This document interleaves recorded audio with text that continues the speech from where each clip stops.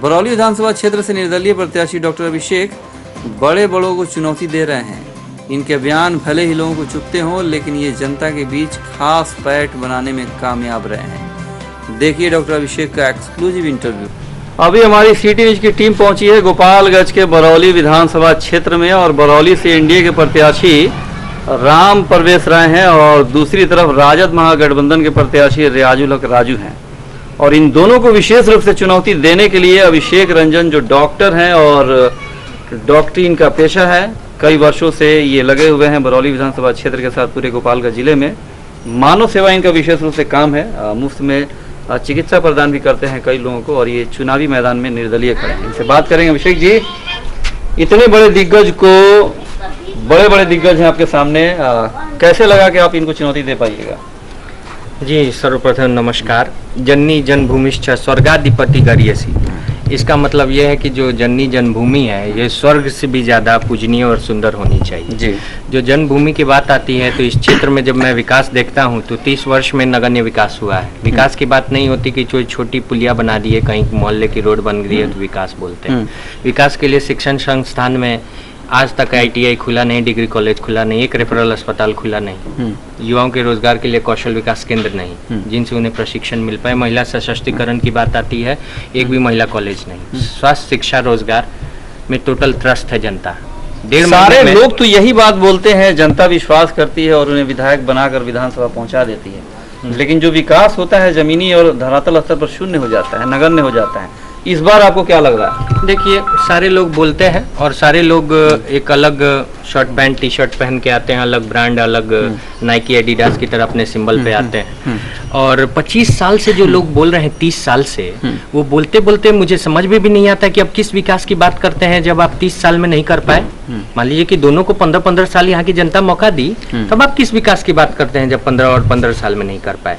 दोनों के लिए तो पर्याप्त मौके थे, लेकिन जब आप नहीं कर पाए तब आज अगर विकास की बात करते हैं, आप इतने बार चुनकर आए हैं, ये बात ही सरासर बेईमानी है।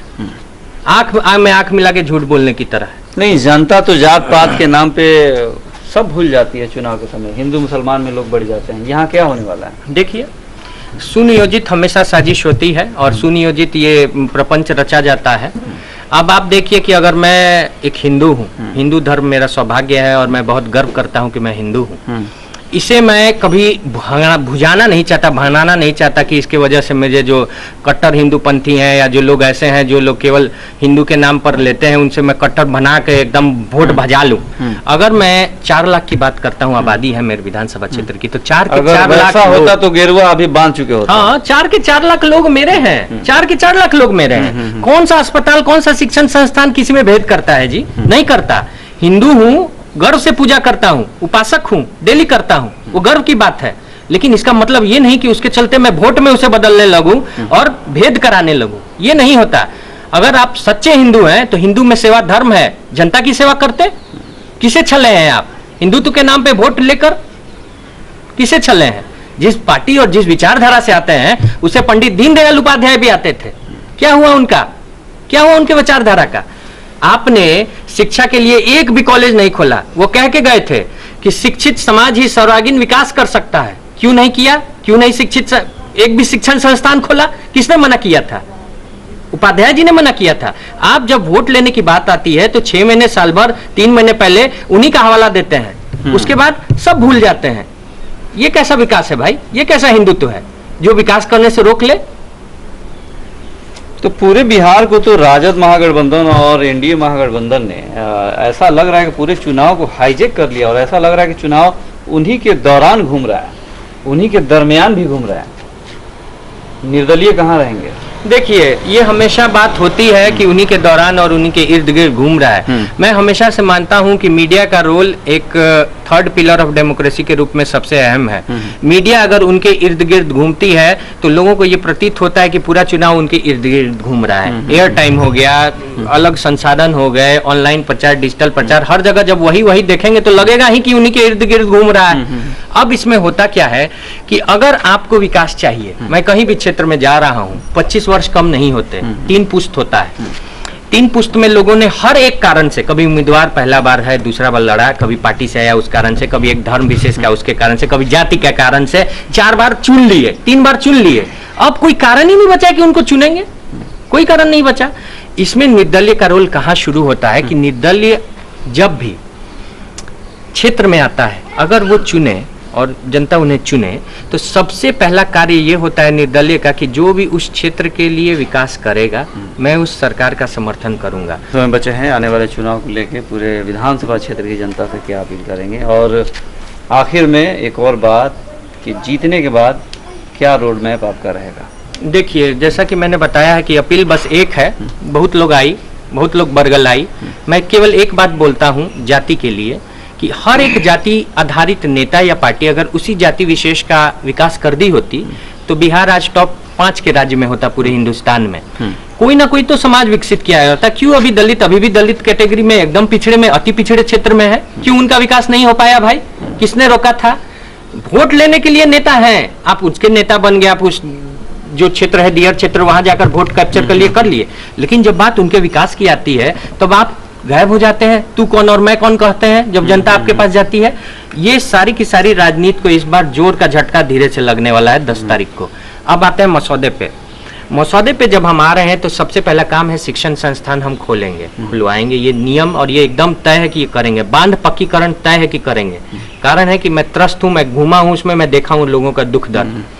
तीसरा और सबसे महत्वपूर्ण काम कि हम चाहते हैं कि हम एक ऐसे विधायक के रूप में जाने जाएं जो जनता, आपका विधायक आपके द्वार के पद्धति पे काम करे।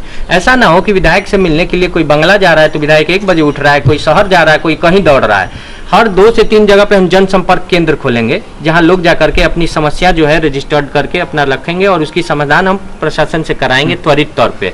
आज भी हमारे यहाँ कोई रेफरल अस्पताल है तो वहाँ अच्छी दवाइयाँ नहीं, दवाइयाँ हैं तो डॉक्टर नहीं। इसके लिए क्योंकि मैं चिकित्सक हूँ तो सबको अच्छा से अच्छा इलाज सस्ते से सस्ते जीतने के बाद किसकी सरकार को समर्थन करना चाहेंगे? जीतने के बाद मेरा अपना मसौदा है, मैंने आपको बताया, स्वास्थ्य, शिक्षा, रोजगार, महिला सशक्तिकरण। और ये मसौदा इतना व्यापक है कि हम क्षेत्रीय मुद्दे जैसे सरफरा में हाई स्कूल की कमी है, बतरदे में वहाँ के लोगों ने बताया, सरिया नरेंद्र वाली जो पूरा का पूरा छठ व्रत जो करते हैं वो पूरी की पूरी पोखर गंदी है। वो लोग बोलते हैं कि साफ करो, कितने विधायक को बोले किया नहीं। रतन सराय की सड़क पूरी टूटी हुई है, 30 से 40 गाँव के लोग जाते हैं, उसमें पैदल जाना दुभर है, छोड़ दीजिए गाड़ी घोड़ा। ऐसे क्षेत्रीय मुद्दे अनेकों हैं। चेवर का पूरा चेवर डूबा रहता है, छवई का छाड़ी नदी जो पहले बहती थी आज पूरा का पूरा जल जमाव है, चेवर का चेवर डूबा है, लाखों हेक्टेयर खेत। कोरड़ का वही हाल है, जल जमाव की स्थिति है। ऐसे क्षेत्रीय मुद्दे इतने सारे हैं कि अगर एक विधायक के तौर पे मैं काम करूं तो इसमें 2 टर्म कम से कम लग जाएगा सारे चीजों को करने में। और ये मसौदों पर जो भी सरकार मुझे समर्थन करेगी, जैसे कॉमन मिनिमम प्रोग्राम बनता है ना पार्टियों का, वैसे हमारे मसौदे पर अगर सरकार हमारा समर्थन करेगी तो ही मैं सरकार को समर्थन करूंगा निर्दलीय विधायक के तौर पर। पहले इस मिट्टी की बात, इस क्षेत्र की बात, जो भी इस क्षेत्र के लिए काम करेगा केवल और केवल मेरा समर्थन उस सरकार को होगा, बस, और कोई दावा नहीं। चलिए, ये थे अभिषेक रंजन, युवा सोच, अच्छी सोच। उम्मीद है जनता इस बात को समझेगी और अगर ये जीत जाते हैं तो जो मसौदे इनके पास हैं वाकई बरौली विधानसभा क्षेत्र का तकदीर बदलने का काम करेगी। अपने सहयोगी चंदन और मनीष के साथ असरार राजा, सिटी न्यूज बरौली, गोपालगंज।